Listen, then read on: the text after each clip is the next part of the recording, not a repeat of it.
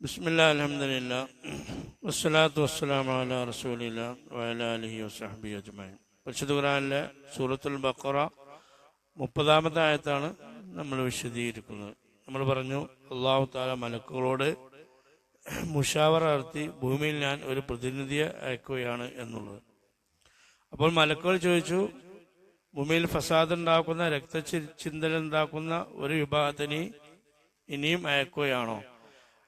അത് മലക്കുകൾ ചോദിക്കാനുള്ള കാരണം എന്തായിരുന്നു? അതിന് മുമ്പുള്ള എക്സ്പീരിയൻസ് ആണ്. ആരായിരുന്നു? ജിന്നുകൾ അങ്ങനെ രക്തച്ചൊരിച്ചിലുണ്ടാക്കി. പിന്നെ അസാസിൽ എന്ന് പറയപ്പെടുന്ന അന്നത്തെ ഒരു പ്രമുഖ വ്യക്തി, അല്ലേ? ഇന്നത്തെ ആരാണ്? ഇബ്ലീസ് ലഅനത്തുള്ളാഹിയുടെ നേതൃത്വത്തിൽ ജിന്നുകളെ പാകപ്പെടുത്തി അങ്ങനെയൊക്കെ സെറ്റാക്കി. അതിൻ്റെ ഇടയിലാണ് പിന്നെയും അല്ലാഹു തആല ആരെ നിക്ഷേപിക്കുന്നത്? ഒരു പ്രതിനിധിയെ ഭൂമിയിലേക്ക് അയക്കുന്നത്. അപ്പോൾ മലക്കോട് അല്ലാഹു തആല മുഷാവറ നടത്തി. അതാണ് ഇവിടെ നമ്മൾ പറയുന്നത്. ഇവിടെ ഏത് വിഭാഗം മലക്കുകളാണ് ഈ പ്രതിനിധിയുടെ കാര്യത്തിൽ അങ്ങനെ ഒരു വിഭാഗത്തെ വേണോ എന്ന് ഒരു ആശങ്ക പ്രകടിപ്പിച്ചുകൊണ്ട് അല്ലാഹു തആല ചോദിച്ചത് ഏതൊക്കെ മലക്കുകളാണ് എന്നും ചില മഹാന്മാരായ ആളുകൾ, ആരിഫീങ്ങളായ ആളുകൾ അതിനെക്കുറിച്ച് ഡിസ്കസ് ചെയ്യുന്നുണ്ട്. അവർ പറയുന്നത് ഏറ്റവും ഉന്നതമായ ലോകത്ത് വസിക്കുന്ന മുഖറബീങ്ങളായ മലക്കുകളൊന്നും ആവൂല. എന്ത് പഠിച്ചവനെങ്ങനെ ഒരു വിഭാഗത്തെ പടക്കണോ എന്ന് ചോദിച്ചു. കാരണം അവരെ സംബന്ധിച്ചിടത്തോളം എന്താണ്, അവരൊന്നും കൂടി മലക്കുകൾ തന്നെ സ്ഥാനത്തിൽ എന്തുണ്ട്, വ്യത്യാസം ഉണ്ടല്ലോ. അപ്പൊ അവരെ സംബന്ധിച്ചുള്ള എന്തൊരു സംഭവം ഉണ്ടാകാം എന്ന നിലക്ക് അവരെന്താകാം, ആ വിഷയത്തിൽ നിശബ്ദരാകാം. മാത്രമല്ല അവർക്ക്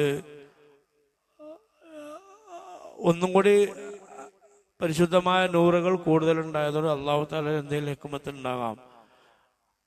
അതുകൊണ്ട് തന്നെ ആ മലക്കുകളാവണമെന്നില്ല ഈ ചോദിച്ചു. ഭൂമിയുമായി, ഒന്നാം ആകാശം ഭൂമിയുമായി വസിക്കുന്ന, ഭൂമിയുടെ സാഹചര്യങ്ങൾ കണ്ട് അനുഭവപ്പെടുന്ന മലക്കുകളാകാം ഈ ആശങ്ക അറിയിച്ചതെന്ന് ചില മഹാന്മാരായ സൂഫിയാക്കൾ ആളുടെ അഭിപ്രായം കേട്ടോ. അവരുടെ അഭിപ്രായങ്ങൾ പറയണം കേട്ടോ. കാരണം വളരെ പരിശുദ്ധരായ മലക്കളെ സംബന്ധിച്ചോളം അല്ലാഹു തആല എന്ത് ചോദിച്ചാലും എന്തുണ്ട്, അതിനൊരു അല്ലാഹു തആലയുടെ ഹിക്മത്തല്ലേ. അപ്പോൾ അതിലെന്തെങ്കിലും ഉണ്ടാവും. കാരണം നമുക്കറിയില്ല, പക്ഷെ എന്തെങ്കിലും ഉണ്ടാകാം എന്ന് വിശ്വസിക്കുന്നവരാണ്.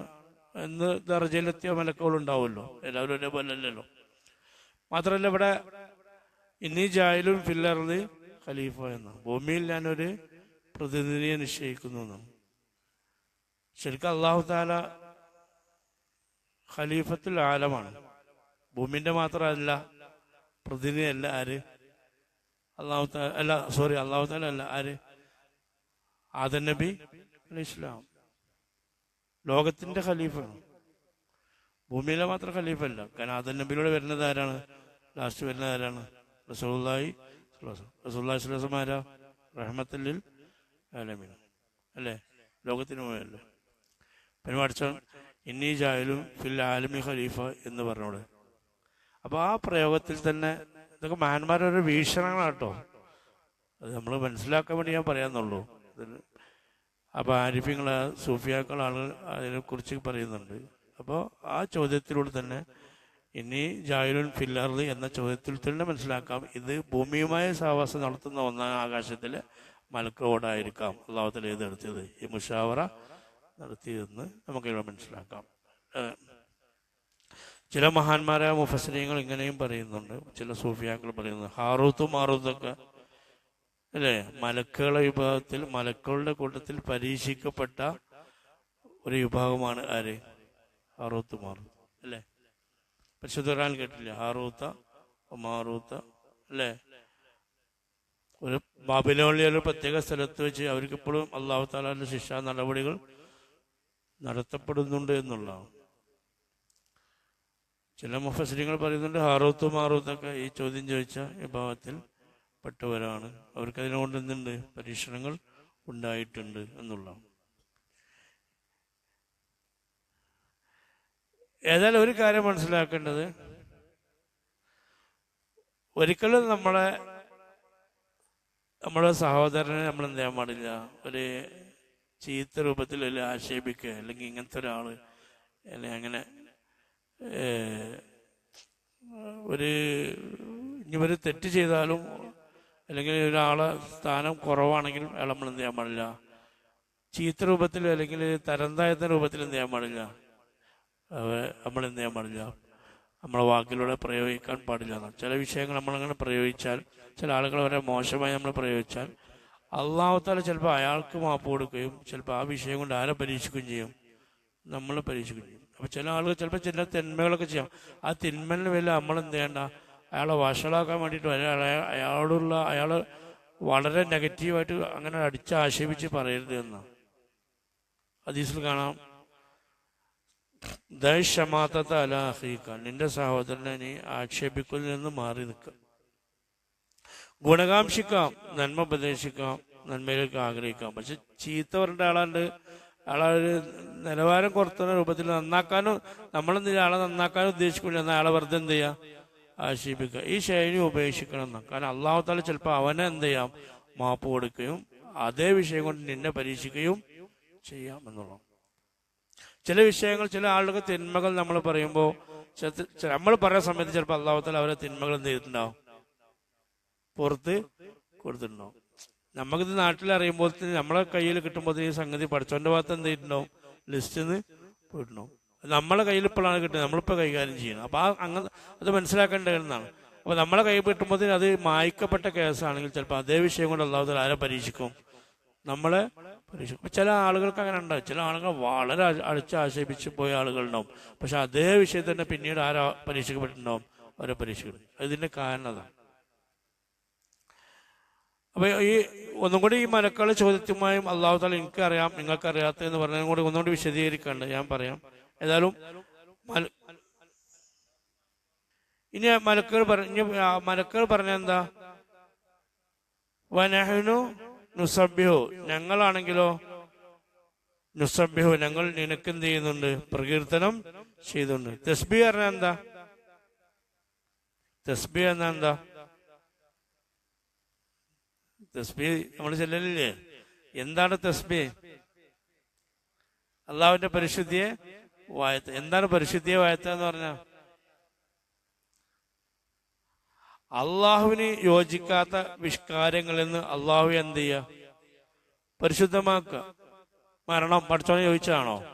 അല്ല. അപ്പൊ അള്ളാഹുവിനെ പരിശുദ്ധമാക്കുക. അങ്ങനെ അള്ളാഹു എന്ന അസ്തിത്വത്തിന് യോജിക്കാത്ത എന്തൊക്കെ കാര്യങ്ങളുണ്ടോ അതുകൊണ്ടൊക്കെ അതിൽ നിന്നൊക്കെ അള്ളാഹുവിനെ എന്ത് ചെയ്യുക, നമ്മൾ പരിശുദ്ധമാക്കുക. അതാണ് ഏത്, തസ്ബീഹ്. അപ്പൊ വനഹ്നു നുസബ്ബിഹു, ഞങ്ങളാണെങ്കിലോ നുസബ്ബിഹു, നിന്നെ പ്രകീർത്തിക്കുന്നുണ്ട്, ബിഹംദിക, നിന്നെ സ്തുതിച്ചുകൊണ്ട്.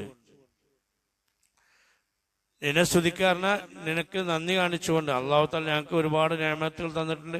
ആ നിഅമത്ത് ഞങ്ങൾ എന്ത് ചെയ്യും, നിനക്ക് ഇഷ്ടംപോലെ ഞങ്ങൾ തന്നെ നിന്നെ സ്തുതിക്കുന്നുണ്ട്.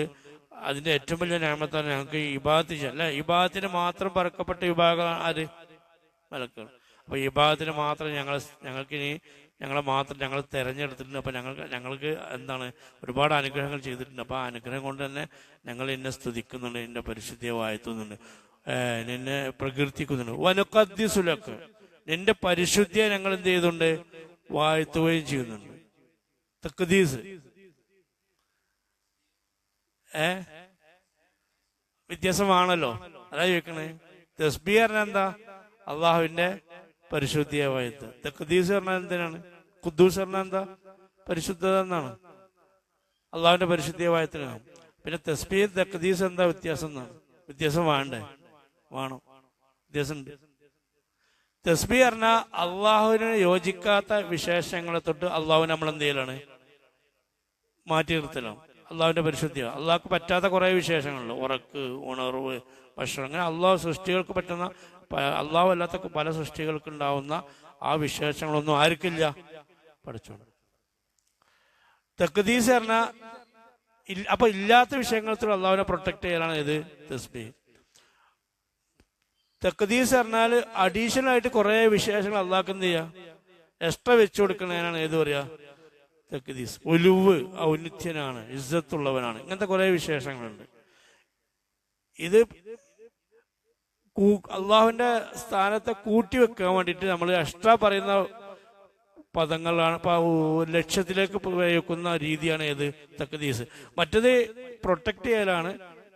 ഇതെന്താണ് പ്രൊട്ടക്ഷൻ അവിടെ വന്നതിന്റെ പുറമെ അഡീഷണൽ ആയിട്ട് അള്ളാഹ്ക്ക് എന്ത് കൂടുതൽ വിശേഷണങ്ങൾ വെച്ചു കൊടുക്കുന്നതിനാണ് ഏത് പറയാ പരിശുദ്ധിയെ വാഴ്ത്തുക. ഉന്നതനായ റബ്ബ്, ഇസ്സത്തുള്ള റബ്ബ്, പ്രതാപിയ റബ്ബ്, ഖഹാറായ റബ്ബ് ഇങ്ങനെയൊക്കെ പറയുമ്പോൾ അള്ളാഹുവിനെ എന്താണ് മറ്റേത് അങ്ങനല്ലല്ലോ. ഹയാത്തിൽ എന്നും ഹയാത്തുള്ളവന് എന്നും നിലനിൽക്കുന്നത് അതെന്താണ് പരിശുദ്ധിയാണ്, തസ്ബീഹിന്റെ ഇത് തഖ്ദീസാണ്. അഡീഷണൽ ആയിട്ട് അള്ളാഹു തആല എന്ത് ചെയ്യുക കൂടുതൽ കൂടുതൽ വിശേഷങ്ങൾ വെച്ചു കൊടുക്കുന്നതിനാണ് ഏത് പറയാ പുകഴ്ത്തി പറയുമല്ലോ, അതാണ് തഖ്ദീസ്. പക്ഷെ അവിടെ തസ്ബീഹും തഖ്ദീസും നോക്കുമ്പോൾ ഏറ്റവും മികച്ചു നിൽക്കുന്ന വിഷയം ഏതാണ്? തസ്ബീഹാണ്. കാരണം അതാണ് പ്രൊട്ടക്ഷനാണ് ഏറ്റവും കൂടുതൽ വേണ്ടത്. അപ്പോൾ തസ്ബീഹാണ് അതിനേക്കാൾ വ്യാപകമായിട്ടുള്ള പദം. അതുകൊണ്ടാണ് തസ്ബീഹ് എന്ന് ആദ്യം കൊടുക്കാനുള്ള കാരണവും തസ്ബീഹ് എല്ലായിടത്തും എടുത്ത് ഉന്നരിക്കാനുള്ള അല്ലേ. തസ്ബീഹ് ഭയങ്കര പ്രധാനമല്ലേ. തഹ്മീദ് തസ്ബീഹ് എന്നാണ് ഭയങ്കര പ്രധാനപ്പെട്ടായി മാറാനുള്ള കാരണം. അപ്പൊ മലക്കൾ ഇവിടെ ചോദിച്ചത് എന്താണ്? അപ്പൊ ഞങ്ങള് നിന്റെ പരിശുദ്ധിയെ വാഴ്ത്തുന്നുണ്ട്. അപ്പോ നിനക്ക് യോജിച്ചത ഉന്നതമായ ഒലുവ്, ഇസ്സത്ത് ഇങ്ങനത്തെ കാര്യങ്ങളൊക്കെ വേറെയും ഞങ്ങൾ എന്ത് ചെയ്യും നിനക്ക് വേണ്ടി പറയുന്നുണ്ട്. യാ അലി എന്നൊക്കെ പറയുന്നുണ്ടല്ലോ. അപ്പോ ഞങ്ങൾ നിന്നെ തഖ്ദീസും ചെയ്യുന്നുണ്ട്, തസ്ബീഹും ചെയ്യുന്നുണ്ട്, തഹ്മീദും ചെയ്യുന്നുണ്ട്. നിനക്ക് വേണ്ടതൊക്കെ ഞങ്ങളെ ഭാഗത്തുനിന്നുണ്ടല്ലോ. പിന്നെന്തിനാ പഠിച്ചവനെ വേറെ വിഭാഗത്തിനെ പടക്കുന്നത്? അപ്പൊ മലക്കളെ സംബന്ധിച്ചത് എന്താണ്? അവർക്ക് എന്തുണ്ട്? അവരത്യാവശ്യം അവര് എല്ലാത്തിനും മധ്യവരാണ് എന്നുള്ളൊരു തോന്നൽ ആരുടെ ഭാഗത്ത് ഉണ്ടായിട്ടുണ്ട്? മലക്കളുടെ ഭാഗത്തുനിന്ന് ഉണ്ടായിട്ടുണ്ട്. നേരെ മറിച്ച് അള്ളാഹു തആല സൃഷ്ടിക്കുന്ന ഈ ആദം എന്ന് പറയുന്ന ഈ വ്യക്തിയിൽ ഫസാദ് ഉണ്ടാവും നല്ല മലക്കൾ ഉദ്ദേശിച്ചു. കാരണം അള്ളാഹു തആല പരിശുദ്ധമായി സൃഷ്ടിക്കുന്ന ആദം എന്ന പ്രവാചകനിൽ ഫസാദ് ഉണ്ടാവുന്നില്ല. അസിലിൽ ഫസാദ് അല്ല മലക്കൾ ഉദ്ദേശിച്ചത്. കാരണം അള്ളാഹു തആല ഉണ്ടാക്കുന്ന ആ പ്രൊഡക്റ്റിൽ എന്തില്ല ഫസാദല്ല ഉദ്ദേശിക്കും. പക്ഷെ അതിനാണ്ട് കീഴ്പ്പെട്ടിക്ക് വന്നു കഴിഞ്ഞാൽ പിന്നെ അതൊക്കെ എന്താവും ലാസ്റ്റ് ഫസാദിലേക്ക് പോവില്ല എന്ന് തന്നെയാണ് ആരും ചോദിച്ചിട്ടുള്ളത്? മലക്കുകളും ചോദിച്ചത്. അപ്പൊ ഇവരുടെ ഈ ചോദ്യത്തിൽ മനസ്സിലാക്കുന്നത് എന്താണ്? ഖിലാഫത്ത് കൊണ്ട് ഏറ്റവും അർഹർ ആരല്ലേ? ഖിലാഫത്ത് കൊണ്ട് ഏറ്റവും അർഹർ ആരല്ലേ? അല്ല ഞങ്ങളല്ലേ എന്നാണ് പറയാതെ ആര് പറയണത്? മലക്കൾ പറയണത് അല്ലേ? കാരണം ഞങ്ങൾ തസ്ബീഹിലുണ്ട്, തഹ്മീദ് ചൊല്ലുന്നുണ്ട്, തഖ്ദീസ് ചൊല്ലുന്നുണ്ട്. അള്ളാഹ്ക്ക് വേണ്ട 3 സംഗതി അവിടെ നടക്കുന്നുണ്ടല്ലോ. അപ്പോ ഞങ്ങൾ ഖലീഫയായി പോരെ എന്ന് ചോദിച്ചിട്ടില്ല എന്നുള്ളൂ. ശരിക്കും അവരുടെ പറച്ചില് എന്താണ്? ഞങ്ങൾ വേറെ ന്യൂനതകളില്ല. കാരണം പിന്നെ നിങ്ങൾ അള്ളാഹു ഉണ്ടാക്കാൻ പോണ സൈസിലാണെങ്കിലോ ഫസാദും ഫിത്തനയൊക്കെ വേറെ വരുന്നുണ്ട്. നമ്മളിലാണെങ്കിൽ എന്തില്ല? അതുമില്ല. അപ്പൊ ഖിലാഫത്ത് കൊണ്ട് ഏറ്റവും അർഹർ ശരിക്കും ആരല്ലേ? ഞങ്ങളല്ലേ എന്ന് ചോദിക്കാതെ ചോദിക്കുന്നുണ്ട്. ആര്? അവിടെ മലക്കൾ എന്നാണ്. അതാണ് അള്ളാഹു തആല പറഞ്ഞ് ഇന്നി അഅലമു മാ ലാ തഅലമൂൻ. നിനക്കറിയാത്തൊക്കെ എനിക്ക് അറിയാം. എന്റെ ഹിക്മത്തിലും എന്റെ മസ്ലഹത്തിലും കുറെ കാര്യങ്ങളുണ്ട്. അതാർക്കറിയില്ല? നിങ്ങൾക്ക് അറിയൂല. അതെന്താണ്? ഈ ആദം സന്തതികളിൽ വഴിപ്പെടുന്നവരുണ്ട്, വഴിപ്പെടാത്തവരുണ്ട് അല്ലെ? അങ്ങനെ ഉണ്ടാകാം. അതിലൂടെ എന്തുണ്ടാവും? അതിലൂടെ അള്ളാഹുവിന്റെ ഫദ്ലും വെളിവാകും, അള്ളാഹുവിന്റെ അദ്ലും വെളിവാകും. ഇത് മലക്കളുടെ വെളിവാകൂല. മലക്കളിലൂടെ അള്ളാഹു തആല ഏതേ വെളിവാകുള്ളൂ? ഫദ്ലേ വെളിവാകുള്ളൂ. അതിലിന് മലക്കൾ തെറ്റ് ചെയ്യണില്ലല്ലോ. അള്ളാഹു തആല ഒരു അടിമയെ ശിക്ഷിക്കുന്നുണ്ടെങ്കിൽ അത് അവന്റെ എന്താണ്? ദുൽമാണോ? അല്ല, അദ്ലാണ്. അള്ളാഹുവിന്റെ അദ്ലാണ്, അള്ളാഹുവിന്റെ നീതിയാണ്. അർഹർക്ക് അർഹമായ ശിക്ഷ കൊടുക്കുക എന്നുള്ളത് അള്ളാഹുവിന്റെ നീതിയാണ്. അതവൻ നടപ്പിലാക്കും. അതിന് ആര് വേണം? അനുവാദം വേണം. എന്നാൽ അള്ളാഹു തആല നമുക്ക് സ്വർഗം തരുന്നതും നമ്മളെ പിന്നെ നിസ്കാരവും ഈ നോമ്പും ഇതൊക്കെ സ്വീകരിക്കണത് എന്താണ്? അത് അതിലാണോ? അല്ല, ഇബാദത്തിനനുസരിച്ച് പ്രതിഫലം തരാണ് എന്ന് പറഞ്ഞിട്ട് അള്ളാഹു തആല തരാണെങ്കിൽ അത് അള്ളാഹുവിനെ അതിലല്ല. കാരണം ഇബാദത്തിനനുസരിച്ച് പ്രതിഫലം തരാണെങ്കിൽ നമുക്ക് എന്തുണ്ടാവില്ല? ഒന്നും തരാണ്ടാവും. മനസ്സിലായില്ലേ? വല്ലതും തരാണ്ടാവും, ഒന്നും ഉണ്ടാവില്ല. എന്നാണ് ആത്മാർത്ഥമായി തക്ബീർ മുതൽ സലാം വരെ മനസ്സറിഞ്ഞ് നിസ്കരിച്ച് ആർക്കെങ്കിലും ഓർമ്മ ഉണ്ടോ? ഉണ്ടാവില്ല. എവിടെയെങ്കിലും റൂഹ് അങ്ങോട്ടും ഇങ്ങോട്ടൊക്കെ ഇറങ്ങിയിട്ടുണ്ടാവും. അപ്പോ ഏത് നിസ്കാരത്തിനാ അതിനനുസരിച്ച് നിങ്ങളൊരു ദോരസ്കരിക്കാൻ ദോറിന്റെ കൂലി കറക്റ്റ് ഇത്ര തരണമെന്ന് പറഞ്ഞാൽ നമുക്കൊന്നും ഉണ്ടാവില്ല. അപ്പൊ അതുകൊണ്ട് പഠിച്ചോൻ തരുന്ന കൂലി മുഴുവൻ എന്താണ്? ഫضലാണ്. അപ്പൊ അതിലും ഫضലും വെളിവാകൽ ഇവിടെ എന്ത് വേണം? മലക്കുകളല്ലാത്തൊരു വിഭാഗം ഉണ്ടാവണം. പിന്നെ അതുകൊണ്ട് നിങ്ങൾ എന്ത് ചെയ്യണ്ട, എന്റെ ഹിക്മത്തിലേക്ക് നിങ്ങൾ എന്ത് ചെയ്യണ്ട, നോക്കണ്ട. എന്റെ പ്ലാനിങ് എന്താ നിങ്ങൾ എന്ത് ചെയ്യണ്ട, നിങ്ങൾ ചികഞ്ഞ് അന്വേഷിക്കണ്ട. ഒരിക്കലും മഖ്ലൂക്കിന് ഖാലിക്കിനെ അന്വേഷിക്കണ്ട. ഖാലിക്കിന്റെ സിറിലേക്ക് പോകേണ്ട ആവശ്യമില്ല. ഒരു രാജാവിന്റെ സിറിലേക്ക് പോകേണ്ട ആവശ്യം ആർക്കില്ല. ഒരു പ്രജക്ക് ഇല്ല, രാജാവ് പറഞ്ഞാൽ അനുസരിച്ചാ പോരെ, അത് നാട്ടുനീതിയാണ്. അതിന്റെ സിറ് ഒക്കെ എടുക്കേണ്ട ആവശ്യം ആർക്കില്ല. നോർമലി ഒരു പ്രജക്കില്ലല്ലോ. പിന്നെ രാജാതിരായ ഖാലിക്കിന്റെ സിറ് ഒക്കെ എടുക്കേണ്ട ആവശ്യം ആർക്കില്ല, മഖ്ലൂക്കിന് ഇല്ല. അതുകൊണ്ട് മലക്കുകളെ നിങ്ങൾ അതിനൊന്നും നിൽക്കണ്ടെന്ന് പഠിച്ചോ പറഞ്ഞിട്ടില്ല. ഇനി ആയാലുമോ മേലാതായാലും. ആ പറഞ്ഞതിന്റെ അർത്ഥം എന്താ? നിങ്ങള് വല്ലാതെ ഇതിന്റെ ഉള്ളിലേക്ക് കയറി കാര്യങ്ങൾ ചോദിക്കേണ്ട ആവശ്യമില്ല. അതിൽ കുറച്ച് രഹസ്യങ്ങളുണ്ട് എന്ന് നിങ്ങൾ മനസ്സിലായിക്കോളി എന്ന് ആരും പറഞ്ഞു. പഠിച്ചവന്റെ ഭാഗത്ത് നിന്ന് മറുപടി പറഞ്ഞു. അപ്പൊ എന്താ വെച്ചാൽ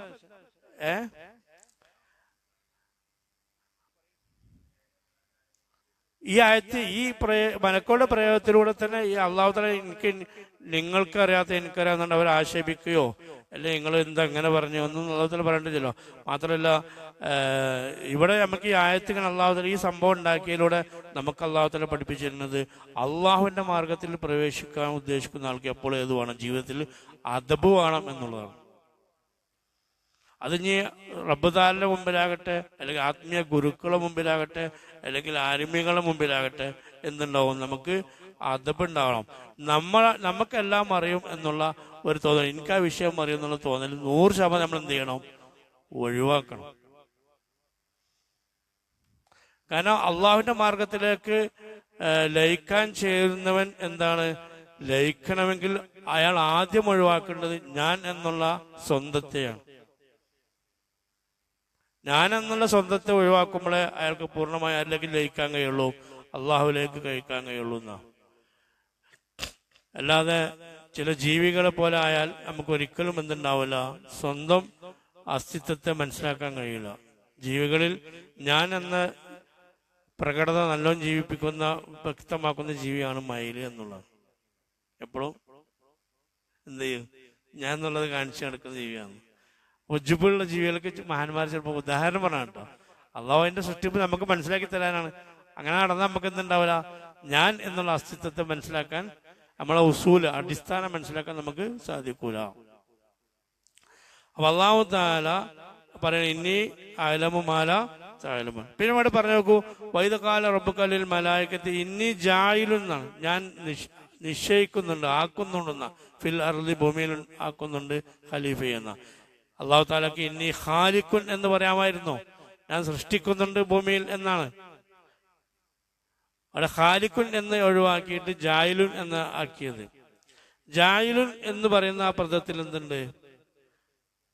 ഖൽഖ് എന്ന സംഗതിയുണ്ട്. മാത്രമല്ല അവിടെ ഒരു ഖിലാഫത്ത് നിശ്ചയിപ്പിക്കുന്ന എന്നതുകൂടി എന്തുണ്ട്? ഒരാളെ സൃഷ്ടിക്കാന്നല്ല, അവിടെ ഒരു പ്രതിനിധിയെ നിശ്ചയിക്കാന്നുള്ള ആ നിശ്ചയിക്കലോട് കൂടി തന്നെ ഖൽഖ് അതിലുണ്ട്, ജായിലും അതിലുണ്ട്. അപ്പൊ ജായിലുൻ എന്ന പദത്തിൽ എന്തുകൊണ്ട്? അർത്ഥവ്യാപ്തി ഉണ്ട്. അതുകൊണ്ടാണ് ജായിലുൻ എന്ന പദം അവിടെ വെക്കാനുള്ള കാരണം. ഞാൻ നിശ്ചയിക്കൂ എന്നതാണ്. അപ്പോൾ നിശ്ചയിക്കുന്ന വ്യക്തിക്ക് ഏതുകൊണ്ട് ഖലീഫയായിട്ട് തന്നെ അവിടെ വെക്കുകയാണ് അള്ളാഹു തആല ചെയ്യുന്നത്. ഈ ഒരു ഇഖ്തിസാസ്, ഖിലാഫത്തിന്റെ ഈ ഒരു പ്രത്യേകത ഭൂമിയിൽ അള്ളാഹു തആല വെക്കുന്നു എന്ന് പറഞ്ഞാൽ ഈ ഖിലാഫത്തിന്റെ പ്രത്യേകത മനുഷ്യനല്ലാതെ ഒരു വിഭാഗത്തിനും അള്ളാഹു തആല കൊടുത്തിട്ടില്ല. ആർക്ക് മാത്രമേ ഉള്ളൂ? മനുഷ്യന് മാത്രമേ ഉള്ളൂ. മഹാനായ ദാവൂദ് നബി അലൈഹി ഇസ്ലാമിനെ അള്ളാഹു തആല എന്താ പറഞ്ഞത്? മഹാനായ ദാവൂദ് ഇസ്ലാം എന്താ പറഞ്ഞത്? സൂറത്ത് സ്വാദിലെ 26-ാമത്തെ ആയത്തിൽ കാണാം, യാ ദാവൂദ് ഇന്നാ ജഅൽനാക ഖലീഫത്തൻ ഫിൽ അർദ്. ദാവൂദ് നബിയെ നിങ്ങൾ ഞാൻ ഭൂമിയിലെ പ്രതിനിധിയാക്കിയിട്ടുണ്ട്. അപ്പൊ ഖിലാഫത്തിന് അർഹൻ ആര് മാത്രമേ ഉള്ളൂ? മനുഷ്യർ മാത്രമേ ഉള്ളൂ എന്നുകൂടി ആ ജഅല എന്ന് പറയുന്ന ആ പ്രത്യേക വിഷയത്തിൽ കാണാം. പിന്നെ എന്തുകൊണ്ടാണ് മലക്കുകളുടെ ചോദ്യത്തിലൂടെ നമുക്ക് ഈ മലക്കുകൾ ഇങ്ങനെ ചോദിച്ചതിലൂടെ നമുക്ക് കുറച്ച് ഗുണപാഠങ്ങളുണ്ട്. ആ മലക്കൾ അങ്ങനെ ചോദിക്കണം, മലക്കൾ അങ്ങനെ ചോദിക്കണം. മലക്കൾ അങ്ങനെ ചോദിക്കുന്നത് എന്താണ്? മലക്കൾ പറഞ്ഞ ഒന്നും തെറ്റല്ല, മലായിക്കത്തുകൾ പറഞ്ഞ ഒന്നും തെറ്റല്ല. നമ്മുടെ തനി സ്വഭാവമാണ് ആര് പറയണത്? മലക്കളോടെ പറഞ്ഞത്. മലക്കോട് പഠിച്ചോ നിങ്ങൾക്കറിയാത്ത എനിക്കറിയാതെ നമ്മൾ വലുതാകാൻ നിൽക്കണ്ടെന്ന് അർത്ഥം. മലക്കളുടെ യാഥാർത്ഥ്യം പറഞ്ഞു. കാരണം നമ്മൾ ഹിസ്റ്ററി മുഴുവൻ അള്ളാഹു തആല കാണിച്ചു കൊടുത്തപ്പോൾ മനസ്സിലായി ഇത് ശരിയാകണത്, ഇത് എന്തിനാ ഈ സാധനത്തിന് എന്ന് ചോദിച്ചത് എന്താണ്? ആ ചോദ്യത്തിലൂടെ മനസ്സിലാക്കുന്നത് എന്താണ്? നമ്മൾ ആരാണ് എന്ന് ആര് പറഞ്ഞു തരാണ്? മലക്കൾ പറഞ്ഞു. പഠിച്ചോ എനിക്കറിയാത്ത നിങ്ങൾക്കറിയാത്ത എനിക്കറിയാത്ത നമ്മൾ വലുതാക്കാൻ യോഗ്യതയില്ല. ശരിക്കും നമ്മൾ ആരാ? മലക്കൾ പറഞ്ഞതാണ് അധികവും. നിങ്ങൾക്ക് ഭൂമിയിൽ ഫസാദ് ഉണ്ടാക്കുന്ന, കുഴപ്പമുണ്ടാക്കുന്ന വിഭാഗത്തെ അല്ലേ? അതുകൊണ്ട് തന്നെ മലക്കുകൾ നമ്മുടെ എന്ത് ചെയ്തു? മലക്കുകളുടെ പറച്ചിലൂടെ നമുക്ക് മനസ്സിലാക്കുന്ന ഗുണമാണെന്ന് നമ്മുടെ പ്രകൃതത്തിലും നമ്മുടെ മണ്ണിലും നിക്ഷേപിക്കപ്പെട്ടതാണ് എന്ത്? വളരെ മോശമായ കുറെ ദുർഗുണങ്ങൾ നമ്മളെ പ്രകൃതത്തിലും നമ്മുടെ മണ്ണിലും നമ്മളെ എടുത്ത മണ്ണിലോടും മണ്ണിന്റെ വിശേഷണത്തിന്റെ അങ്ങനെ ഉണ്ടായ ഈ മനുഷ്യന്റെ വിഭാഗത്തിന്റെ ഒരു സ്വഭാവമാണ് ദുർഗുണങ്ങൾ ഉണ്ടാവുക എന്നുള്ളത്. അതുകൊണ്ട് തന്നെ ആ ഒരു ദുർഗുണത്തിൽ നിന്ന് രക്ഷപ്പെടണമെങ്കിൽ നമുക്ക് എന്തു വേണം? ഈ ദുർഗുണത്തിൽ നിന്ന് രക്ഷപ്പെടണമെങ്കിൽ നമുക്ക് എന്തു വേണം? അള്ളാഹുവിന്റെ കാരുണ്യം വേണം. ഇന്ന നഫ്സല അമ്മാറത്തും ബിസു ഇല്ലാ മാ റഹിമ റബ്ബി അല്ലേ? ആരാ പറഞ്ഞത്? മനുഷ്യൻ ദുർഗുണനാണ്. അവന്റെ വിശേഷണം, അവന്റെ ജിബില്ലത്തും അവന്റെ പ്രകൃതവും അങ്ങനെ തന്നെയാണ്. അതിലേക്കാണ് മനുഷ്യൻ ആ ഒരു ഊട്ടപ്പെട്ട മനുഷ്യന് ആ ദുർഗുണത്തിൽ നിന്നും മലക്കൂത്തിയായ വിശേഷണത്തിലേക്ക് എത്തണമെങ്കിൽ എന്ത് വേണം? അള്ളാഹുവിന്റെ കാരുണ്യം വേണം. അപ്പൊ മലക്കുകൾ പറഞ്ഞ സൈസാണ് നമ്മളെങ്കിലും പഠിച്ചോ പറഞ്ഞ സൈസാണെങ്കിൽ നമ്മൾ ആരോ കൃപ വേണം, റബ്ബിന്റെ കൃപ വേണം എന്നും കൂടി നമ്മൾ ആരാണ് എന്ന് നമുക്ക് പഠിപ്പിച്ചു തരാണ് മലക്കുകളുടെ ആ ഡയലോഗ്സിലൂടെ അള്ളാഹു തആല നമുക്ക് നൽകുന്നത് എന്ന് നമുക്ക് മനസ്സിലാക്കാം. പിന്നെ മനസ്സിലാക്കുന്ന സംഗതി എന്താണ്? നമ്മള് ഇങ്ങനെയൊക്കെയുള്ള നമ്മളെ അള്ളാഹു തആല ഖിലാഫത്തിന് വേണ്ടി തിരഞ്ഞെടുത്തു. ആരെ? മലക്കുകളൊക്കെ മാറ്റിയിട്ട് അല്ലെ, മുഖറബീങ്ങൾ ആ മലക്കുകളെ വരെ ഒഴിവാക്കിയിട്ട് പഠിച്ച ഖിലാഫത്തിന് വേണ്ടി ആരെ തിരഞ്ഞെടുത്തു? നമ്മളെ തിരഞ്ഞെടുത്തു. എന്നിട്ട് പറയുന്നത് ഇവർക്കറിയാത്തതൊക്കെ നിങ്ങൾക്കറിയാത്തൊക്കെ എനിക്ക് അറിയാം എന്ന് പറയുമ്പോൾ നമുക്ക് മനസ്സിലാക്കണം എന്താ? നമ്മളോട് അള്ളാഹുവിന് എന്തുണ്ട്? വലിയ കൃപയുണ്ട്. അതുകൊണ്ട് തന്നെ നമ്മളെല്ലാവരും അടക്കമുള്ള മലക്കൾ അള്ളാഹു തആല പറഞ്ഞു ആദനബിയെ പറ്റി മാത്രമല്ലല്ലോ. അപ്പൊ നമുക്ക് ഒരിക്കലും അള്ളാഹുവിന്റെ കൃപയിൽ എന്ത് ചെയ്യണം ആവശ്യമില്ല, നിരാശപ്പെടേണ്ട ആവശ്യം ഇല്ല എന്നും കൂടി ഈ പ്രയോഗത്തിൽ മനസ്സിലാക്കുക. നിങ്ങൾക്കറിയാത്തൊക്കെ എനിക്കറിയാന്ന് പറയുമ്പോൾ ആ മലക്കോട് നിങ്ങൾ പറഞ്ഞ സൈസൊക്കെ ഉണ്ടാവും. പക്ഷെ എന്നാലും കുറെ കൃപകൾ അവരിലുണ്ട്. അപ്പോൾ ഒരു മനുഷ്യനും ഇവിടെ നിയമമില്ല, നിരാശപ്പെടേ വേണ്ട എന്നുള്ള ഒരു അർത്ഥവ്യാപ്തിയും കൂടി അള്ളാഹുവിന്റെ എനിക്കറിയാം നിങ്ങൾക്കറിയാത്ത എനിക്കറിയാം എന്ന് പറയുന്ന ആ പ്രയോഗത്തിലുണ്ട്. അപ്പൊ നമുക്ക് ഒരിക്കലും നമ്മളെ പറ്റാ പഠിച്ചോളാ പറയുന്നത്, നമുക്ക് വേണ്ടിയാണ് അള്ളാഹു തആല പറഞ്ഞത്. അപ്പൊ നമ്മൾ എന്ത് ചെയ്യേണ്ട ആവശ്യമില്ല, അള്ളാഹുൽ നിരാശരാകേണ്ട ആവശ്യമേ ഇല്ല എന്നുള്ളത് നമുക്ക് എന്ത് ചെയ്യാം മനസ്സിലാക്കാം. പിന്നെ ഈ ആയതിൽ നിങ്ങൾ പിന്നെ ഇവിടെ മലക്കുകൾ എന്ത് ചെയ്തു? അവർക്ക് കണ്ടമാനം ഇനി ഒരു ഗുണപാഠം കൂടി ആയത്തുണ്ട്, അങ്ങോട്ട് നോക്കിയിട്ട് നിർത്താം. അതായത് മലക്കുകൾ അവരുടെ കുറെ ഗുണങ്ങളാണ് പറഞ്ഞത്. ഇതൊക്കെ ഞങ്ങൾക്കുണ്ട്, ഞങ്ങൾ ധാരാളം ഇബാദത്ത് എടുക്കുന്നുണ്ട്, ഞങ്ങൾ എന്ത് ചെയ്യുന്നുണ്ട്, തെറ്റിൽ നിന്ന് പ്രൊട്ടക്ഷനായി ഞങ്ങൾ എന്ത് ചെയ്യുന്നു, സംരക്ഷിക്കപ്പെടുന്നുണ്ട്. അപ്പോ അതേ സമയത്താണ് നീ സൃഷ്ടിക്കാൻ പോകുന്ന വിഭവങ്ങളാണെങ്കിലോ അവരുടെ ഒരുപാട് ദുർഗുണങ്ങളുണ്ട്. ആദം നബിയുടെ സന്തതിയെ കുറിച്ച് അവർ അത്ര എന്ത് ചെയ്തു, അവർക്ക് ഇതിന് യോഗ്യതയില്ല എന്ന ഒരു രീതി മലക്കളുടെ ഭാഗത്തുനിന്ന് വന്നു. മലക്കുകൾ ഇബാദത്തിൽ മികച്ചവരുമാണ്, നമ്മളാണെങ്കിലോ കുറെ ന്യൂനതകളുള്ളവരാണ് എന്ന് ആര് പറഞ്ഞു? മലക്കുകൾ പറഞ്ഞു. അതാണ് ആ പ്രയോഗങ്ങളൊക്കെ ഞങ്ങൾ നിന്നെ പ്രകീർത്തിക്കുന്നു എന്നൊക്കെ ചോദിച്ചേ. ഇത് ആര് പറഞ്ഞതുപോലെയാണ്? ബനൂ ഇസ്രായേലുകൾ പണ്ട് ഇങ്ങനെ പറഞ്ഞിരുന്നു. ഇതിലൊരു ഗുണപാടുണ്ട്. ബനൂ ഇസ്രായേലുകൾ പറഞ്ഞിരുന്നു ഞങ്ങൾക്കൊരു ഭരണാധികാരിയെ, ഞങ്ങൾക്കൊരു നേതാവിനെ തരണം എന്ന് ആരും ആവശ്യപ്പെട്ടിരുന്നു? ബനൂ ഇസ്രായേലുകൾ അവരുടെ പ്രവാചകനോട് ഒരു നേതാവിനെ തരണമെന്ന് എന്ത് ചെയ്തിരുന്നു? ആവശ്യപ്പെട്ടിരുന്നു.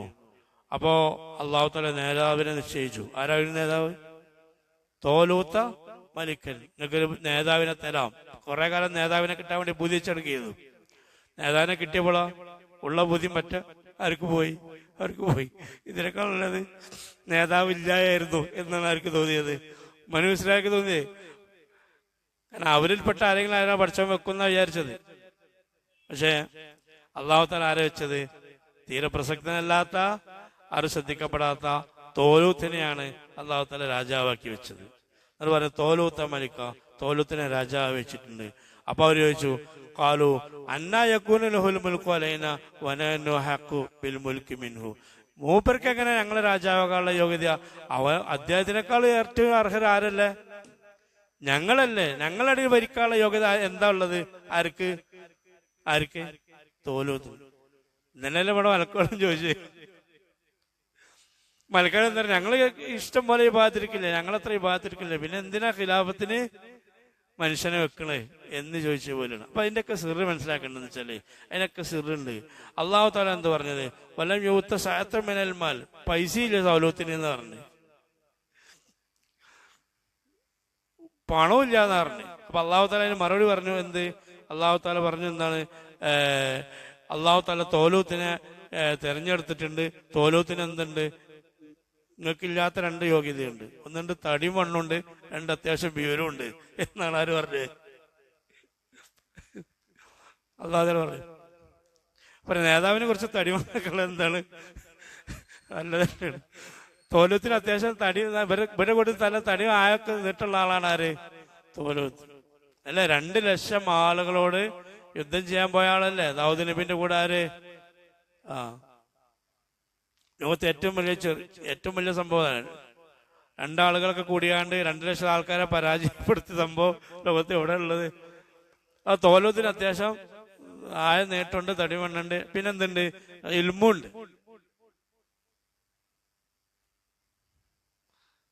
അപ്പൊ തടിമണ്ണ ചിലയിടത്തൊക്കെ എന്തുണ്ട്? ഉപകാരം കൊടുക്കും. കാരണം സീറ്റിലൊക്കെ എന്ത് ചെയ്യും? ഈ നിങ്ങൾ മുന്നിൽ ഇരുന്നോളൂ, കാരണം ഒരാളെ ഒറ്റയ്ക്കോടെ പാക്ക് ചെയ്യാൻ പറ്റുള്ളൂ. അപ്പൊ തോലൂത്തെ സംബന്ധിച്ചോ, തോലൂത്തിന് എന്തുണ്ട്? അതിന് പറയുമ്പോ തടിയും വെണ്ണം ഉണ്ടായിട്ട് കാര്യം കേട്ടോ. അതിന്റെ കൂടെ ഏതും വേണോ? വിവരം കൂടി വേണോ? വിവരവും ആർക്കുണ്ട്? തോലൂത്തിനുണ്ട്. അപ്പൊ അള്ളാഹു യൂത്തിൽ മുൽക്കമയ്യഷാ, അള്ളാഹു തആല അതിന് കാരണം പറഞ്ഞ് പഠിച്ചോ അവന്റെ അധികാരത്തെ എന്ത് ചെയ്യും? അവന് ഇഷ്ടപ്പെട്ടവന് കൊടുക്കും എന്നുള്ളതാണ്. അപ്പോ നമ്മൾ മനസ്സിലാക്കേണ്ടത് എന്താണ്? മലക്കാർ പറഞ്ഞ എല്ലാ സ്വഭാവ ഗുണമുണ്ടെങ്കിലും പഠിച്ചോ നമുക്ക് ഖിലാഫത്ത് തന്നെ എന്താണ്? യൂത്തി മുൽക്ക അവൻ ഉദ്ദേശിച്ചതിന് എന്ത് ചെയ്യും? അവൻ കൊടുക്കും എന്നുള്ള. അപ്പൊ ആർക്കും എന്തും അല്ലാഹു തആല ഉദ്ദേശിച്ചാൽ കൊടുക്കും എന്നുള്ള വലിയൊരു പാഠം. അത്ര പരിശുദ്ധരായ മലക്കുകളെ വിട്ടിട്ട് വളരെ ലോക്കൽസായ നമ്മളെ ഖിലാഫത്തിന് വേണ്ടി കൊണ്ടുവന്നെങ്കിൽ അല്ലാഹു തആല അങ്ങേയറ്റം ഔദാര്യവാനാണ്. അവന് ഇഷ്ടപ്പെട്ടാൽ ഇഷ്ടത് ചെയ്യാനുള്ള അധികാരം അവനുണ്ട്. അതുകൊണ്ട് അവന്റെ ഔദാര്യം ആർക്കും കൊടുക്കാം എന്നും കൂടി പഠിപ്പിച്ചു തരാനാണ് മലക്കുകളെ ഒഴിവാക്കിയ ഖിലാഫത്തിന് ആരെ തിരഞ്ഞെടുത്തത്? നമ്മൾ. അതന്നെ അള്ളാഹുവിന്റെ വലിയ ഔദാര്യത്തിന്റെ ഉദാഹരണം. അള്ളാഹു ഏറ്റവും ഔദാര്യവാന എന്നുള്ളതിന്റെ ഉദാഹരണം എന്താണ്?